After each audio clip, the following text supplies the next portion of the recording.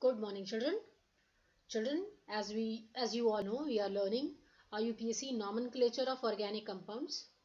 In last video, I talked about polyfunctional compounds, the compounds which are having more than one functional group, and these functional group can be same and it could be different also. In today's video, we will talk about polyfunctional group compound naming, as well as I want to tell you about ether group also. Before polyfunctional group, I will talk about ether. And children, ether is actually oxygen atom bonded on both the side with alkyl groups. For example, if a compound is having this ether functional group, we used to write its IUPAC name according to alkoxy alkane. So let's talk about some example. For example, if I have a compound CH3OCH3, how do we write name? We will simply split the compound in this manner. One methyl group will be containing one oxygen atom, and this would be called as alkoxy, and this would be alkane, or you can say the parent chain. So because this is only containing one carbon atom here, so this is called methoxy and this is methane. Name of this compound is methoxy methane. Let's take one more example. For example, if I have C2H5OC2H5, similarly, what will happen? It will break into two. This is the group containing two carbon atom.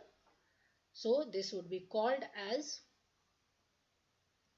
ethoxy and two carbon atom called ethane. Now let's take, children, one more example.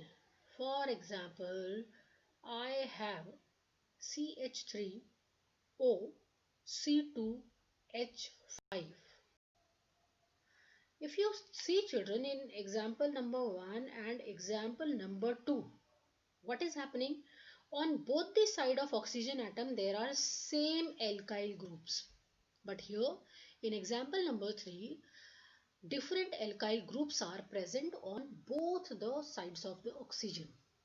So I'll be taking the smaller alkyl group as alkoxy, and this would be your parent chain.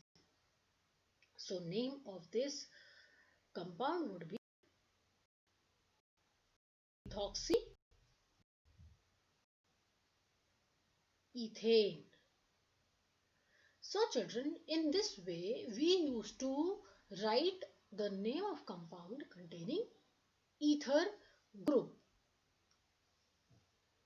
Alright children, let's write the name of the compounds containing different functional groups. Children, I told you earlier, if you are seeing different functional group, you need to prioritize the group.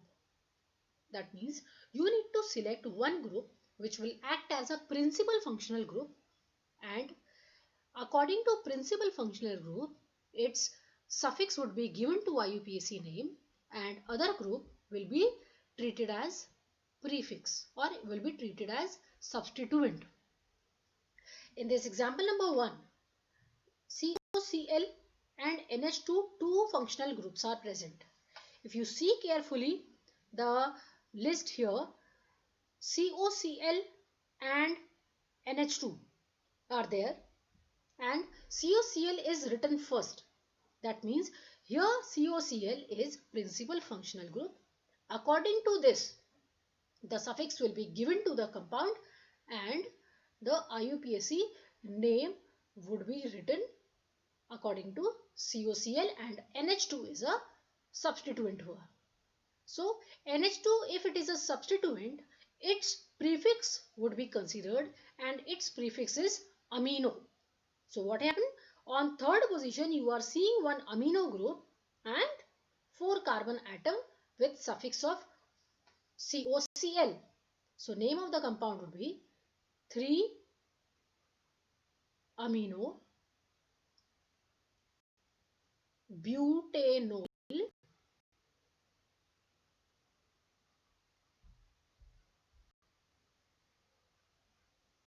chloride.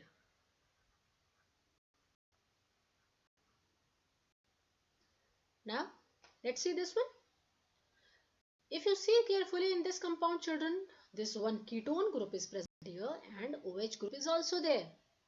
And after seeing this list, we are getting that CO group and OH group are right here in the series, but according to the list, CO group will be considered as principal functional group. So I will start counting according to CO. So I will start counting from left hand side, and on second position I am getting ketonic, and on fourth position I am getting OH group. So name of this compound would be 4-hydroxy. Why hydroxy? Because hydroxy is the prefix for OH group and total number of carbon atom pentane, O1 would be suffix, and where this O1 is situated? At second position. So this would be the IUPAC name of compound number 2. Now compound number 3. Compound number 3 is containing methoxy group. So this is carbon number 1, carbon number 2, carbon number 3, carbon number 4. On third carbon atom, you are seeing methoxy and how many carbon atoms? 4 carbon atoms, and carboxylic acid is present. So I would give suffix here oic acid. So children, the mix functional group, or when different functional groups are there in the compound, this is how we used to write name of the compound.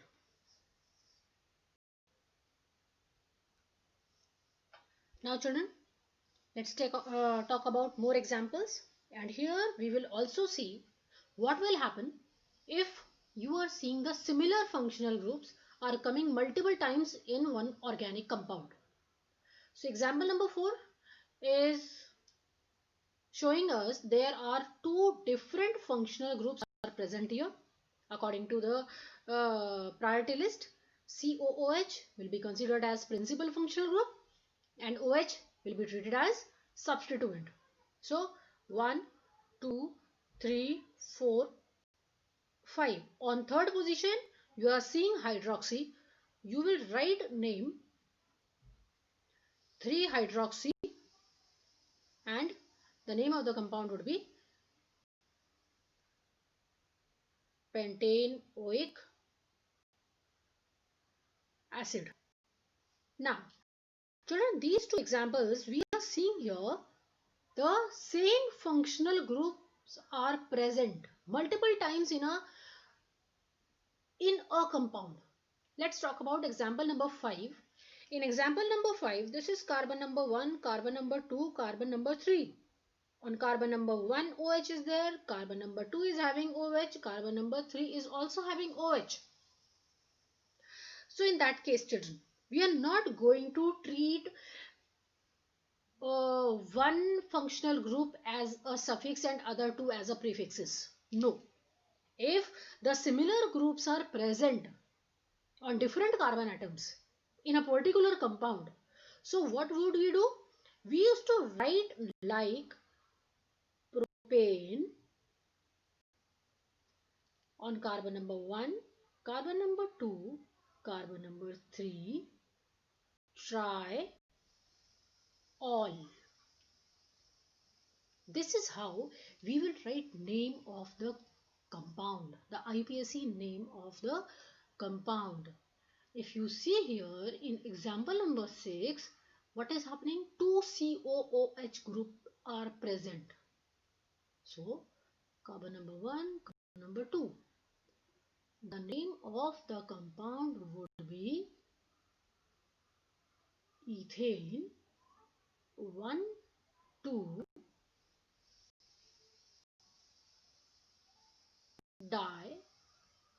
dioic acid. This is how we used to write the name of the compounds, or I would say the polyfunctional compounds IUPAC name. So, thank you children.